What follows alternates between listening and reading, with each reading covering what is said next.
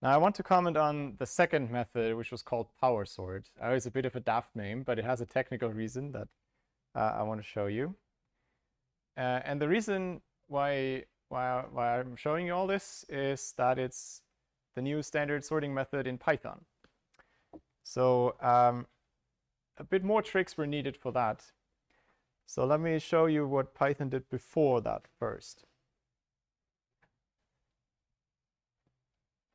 So in terms of the names, I should be precise, and so I want to be precise. Python itself is a programming language. And really what it is a big document or a collection of websites, if you want, that defines how programs in Python should look like and how they should behave. It doesn't give you a way to execute them by itself. Python is just the specification. Now there's a Python foundation that maintains this specification and develops it. You know, there's Python 3 now, and there are all these changes. So the language has developed, and this is what the Python foundation takes care of. The second thing they do is they release a reference implementation, which is a way to show the world, here's the specification, and here's one way to implement it, and hopefully a not too crappy one, because that's the implementation that most people use. And this is called CPython. It's called CPython because it's written in C. It's fairly old, but updated. It's been around for essentially as long as Python exists. So if you don't do anything special, Python will mean CPython for you, even though you may not have thought about it before. Part of Python are lists and all sorts of other data structures. And parts of lists is the sort function. So you can have a list and say .sort, or you can use this sorted function, which produces a sorted copy of the list. That's the main difference. And so these sorting algorithms are implemented in C using directly how Python lists are represented. I learned much more about this stuff than I ever wanted to know, but it's quite interesting how some of the details are worked out. But for those of you who just started learning Python, we don't need that yet. Now, so one of the core developers of CPython is Tim Peters, who came up with Timsort, which was named after him without necessarily his approval at the time, but the name stuck. So there you go. Interestingly, this is a custom merge sort method because the Python community really wanted a stable sort. That was their desire, their specification when he set out to write a new sorting algorithm. So he went to do this and try to design a sorting method that really is smart plus stable. So he did think about the things that we discussed, pick up sorted runs and all these things, but he thought about a few other things. So the way that Timsort works is a little different. Okay, since last year, that's the bit where now Powersort is used, but I haven't told you what that looks like. I don't know if you have. Has anyone heard of PyPy?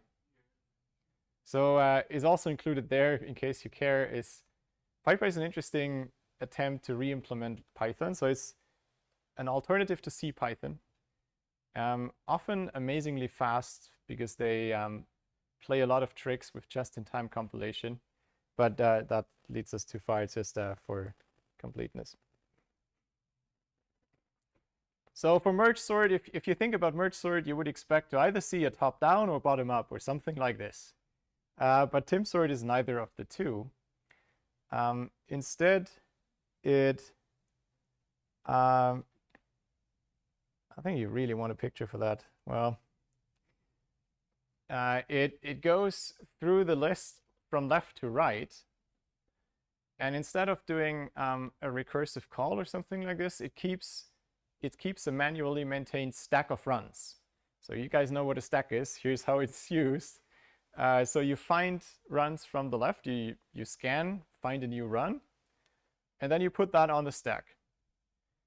then there's some invariant that this stack is supposed to satisfy. And if that invariant is violated, you merge two adjacent elements in the stack and replace them with the result of the merge. And then you keep going. So it always works like finding the next run from the position where you are to the right, push that on the stack, and then check if some of these rules say you should merge something. And you do this until you reach the end, right end of the array. And if there's things left on the stack, you just merge this top down. There's lots of other low-level tricks that I'm glossing over this because they're not relevant for the change I'm discussing with you here. And here's the 4 rules. Again, I don't want to go into too much detail, but they're quite wild. They say some things like if the topmost run on the stack is larger than the 3rd run on the stack, then you should really merge the 2nd and 3rd. Makes some sense because you don't want to merge this long one, right? Other rules are slightly less intuitive. If the 2nd plus the 1st are bigger than the 3rd, then you want to merge the first two. Stuff like this. Okay, so why and how did Tim Peters come up with this? He admitted it was the first kind of set of rules that somewhat worked, and that's where he stopped. So these rules are surprisingly good, but there's no real principled way behind this explaining why they're good. Not that would be easily explainable. I want to point out a few reasons why this going from left to right and maintaining this stack, so tilting merge sort on its side. Why would you want this? Well, first of all, it picks up existing runs, but we have other means to do that. The second thing that's nifty is you detect a run, and so you have brought that data into your local cache. So you touched that data and it's fresh in the cache. So you want to, if you have to merge this, you want to do it right now instead of like peak sort. You peak in the middle. Oh, there's a run. Hold on, let me first merge something entirely different. That wastes these memory transfers. So Timsort is smarter on that front.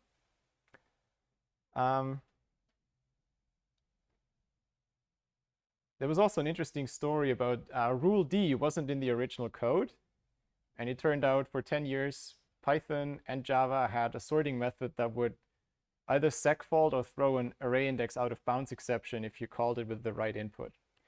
It just never occurred in 10 years, or nobody bothered to report a bug report. And rule D stops that from happening. Actually, this wasn't like it worked according to production, or someone put over the algorithm noticed this special case. Well, the story is really cool. So people do formal verification. We discussed this very briefly.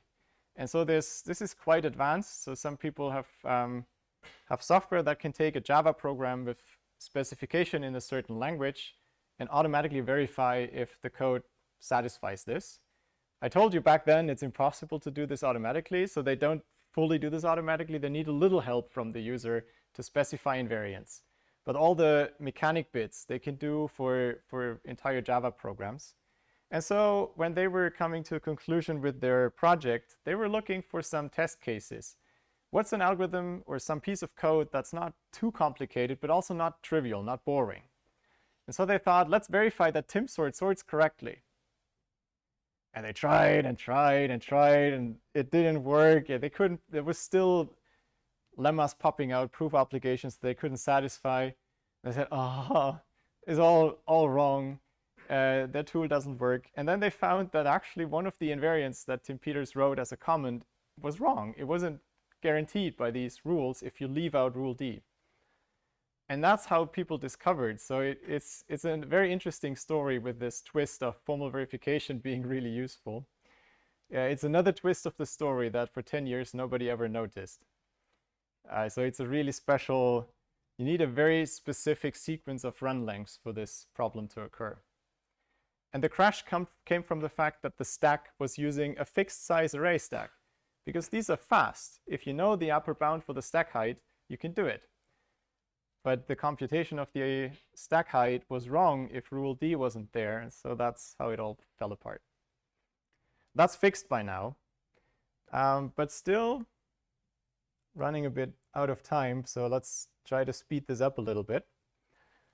Here's a specific input that two researchers found. I don't know how they discovered this weird pattern. So this is, it's 2, 1, 1, 3, right? Is all runs have length 1, 2, or 3. And if you execute Timsort with all these 4 rules and all of that, it spits out that kind of merge tree, which is, I mean, is really hard to work out manually. You want to do this with a computer program. Now, if you look at this closely, you observe there's a few merges which appear really, really stupid. There's, and this repeats indefinitely if you make the input bigger. You time and again have a merge that has one long run and adds a single more element to make it to a slightly bigger run. And that can't really be good because you're wasting all these merge costs to just get one bigger. If you look at this from further away, the runs are almost the same length. So doing just your standard bottom-up merge sort would probably do better. It's too bad I didn't put the bar for bottom-up. Well, Timsort for this small input is at 371. The lower bound is this age is 316, and Peaksort would get it with 321. So if you make the input bigger, the overhead grows to factor 1.5. And I think the real problem is just these rules are so complicated, no one fully has a good intuition. And so weird things just happen, and you needed someone to find these. Luckily, there's a better way. So the solution, and what Powersort then does, is do something like this Peaksort, but in a way that's compatible with Timsort's idea of going left to right and keep things on a stack, which is a bit of a problem because you can't use recursion. Peaksort used recursion to find the middle. Now, what's the middle? If you're starting left to right, you don't want to jump into the middle. You want to keep going left to right without seeing the future. And it's a little surprising that this is possible, but again, there's old works on binary search trees that guided this search. And it turns out the following works. I'll just run through this at a little quicker and leave you to marvel at why it works.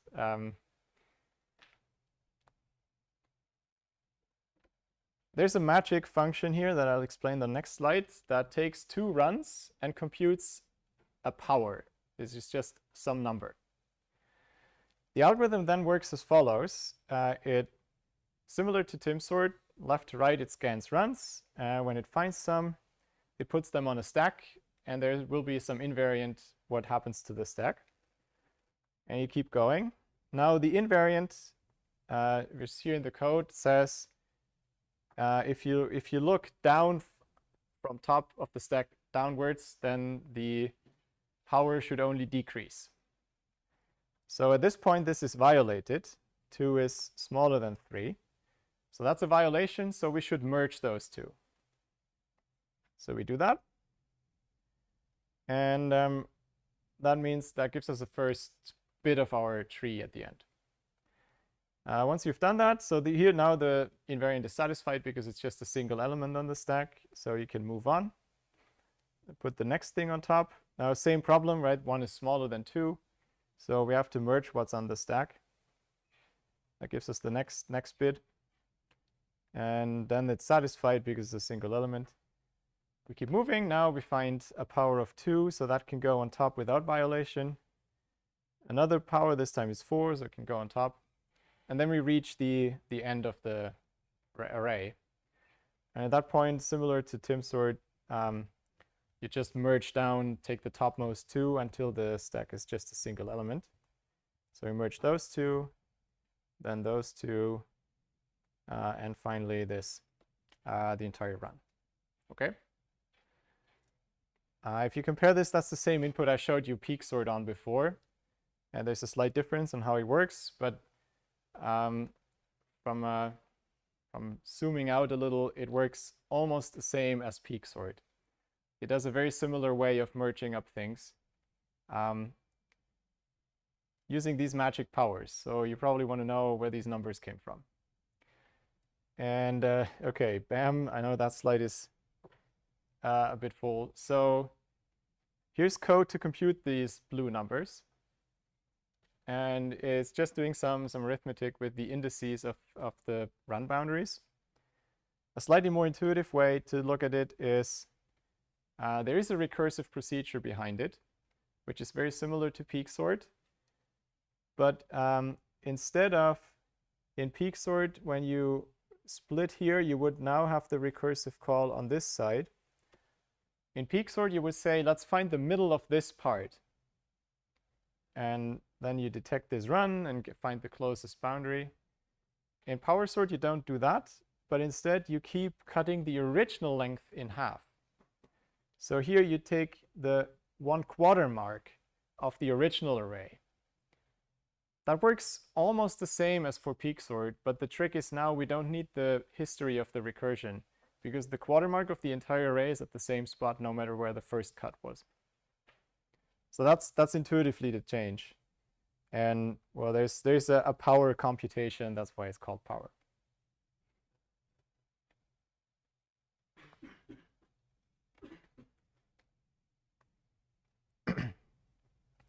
There's another more graphical way to show what the powers do. I'm not sure how helpful this is without more explanation. If you have two runs, you can connect the two midpoints. That gives you the blue intervals. And then you find what's the largest pole of these blue poles that lies inside this interval. And the poles are the 1/2 mark gets a height of 1, the quarter marks get heights of 2, the next cut things in half get height of 3, and so on. Good. I don't think I have time to explain more. So let me just briefly say the good things again. It keeps everything like Timsort, so people like that because you can keep all the good things that work there. We have a similar proof of merge cost as for peak sort. It's actually the same outcome. And the other bit that may not be obvious from the code I've shown you, but it's really, really fast to compute these powers. It's actually very cheap with playing word RAM tricks. And so you have very little overhead to find this good merge order, but you can prove that is essentially a best possible way.